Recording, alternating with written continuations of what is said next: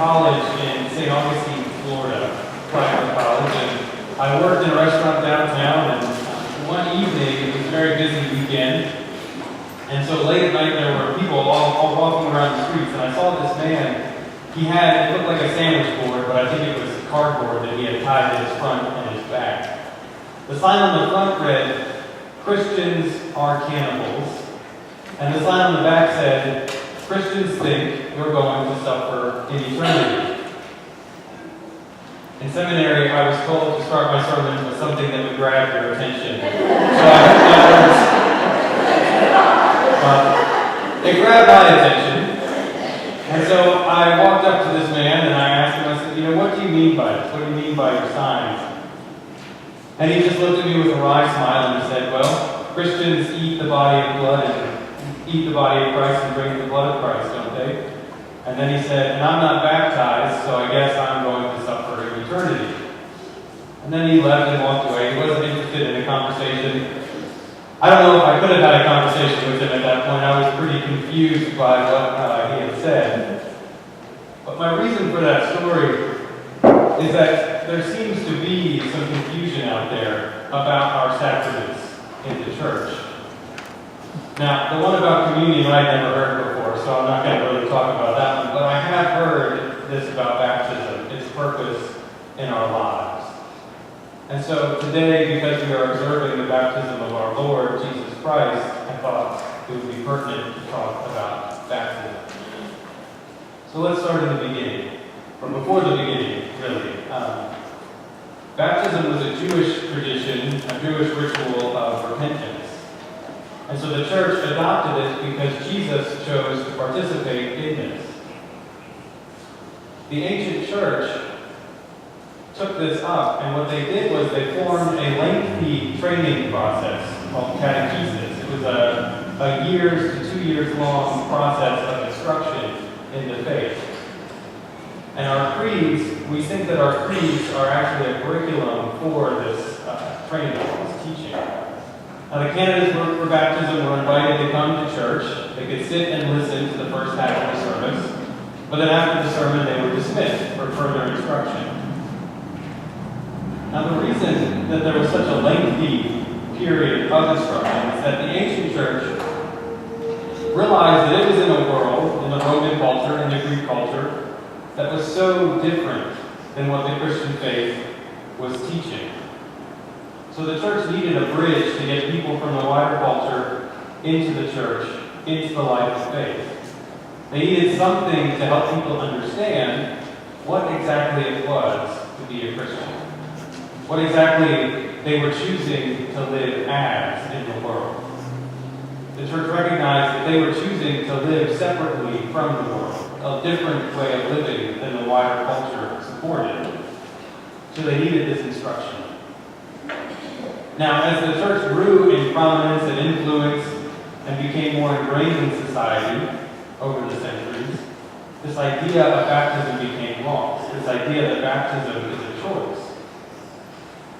It just became assumed that as the church entered the era of Christendom in the West, that everybody was Christian, so therefore everybody was baptized. There was no longer a need for such lengthy instruction in the faith.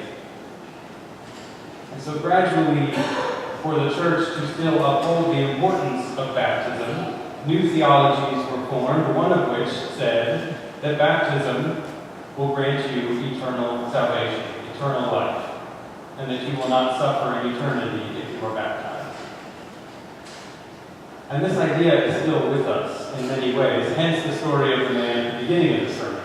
That's what he thought. That was his impression of baptism, and it's one that I've heard before. I'll share one more story with you. From my time in seminary, one of my classmates, she was from Miami, and she attended a church that was known to a prominent hip-hop recording artist. And every time this man had a child, he would pull up outside the church in his limousine. Somebody from his entourage would walk in the door. Sometimes he would arrive before the service started, but often he would interrupt the church service. And he would say, so-and-so's outside and he wants you to baptize his child today. Oh, by the way, the child's in the car too, so if you could do this right now, that would be great. Now that's an extreme example, but there is still the idea out there that the church exists to provide a service, and that service is of saving souls through baptism. There are people like this man that don't want a relationship with the church, that just view the church for a service. But I have to say that if the church only exists to perform drive-through baptisms, then I think we've lost a crucial role in our identity as the body of Christ in the world.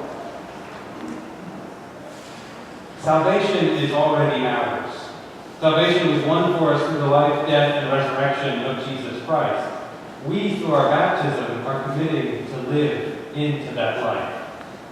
We are committing to live as disciples of Jesus Christ in the world. And so after the sermon, we will review our baptismal vows, and we will again have the opportunity to remember what we are called to in that life.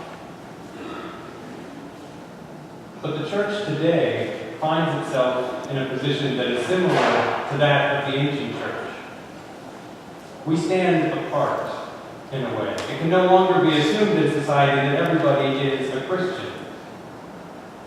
The church is no longer assumed to be sort of the crown jewel of society, as it was maybe in the 1950s and 60s and before. The church finds itself in a new era. And so our prayer book has looked back to the ancient church to develop its rites around baptism and to say that it is a choice. It is a commitment to living in the world differently from other ways we may have chosen to live.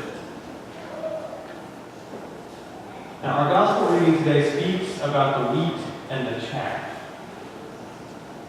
Now, this passage has been used by some to say that the chaff and the wheat are the saved and the unsaved.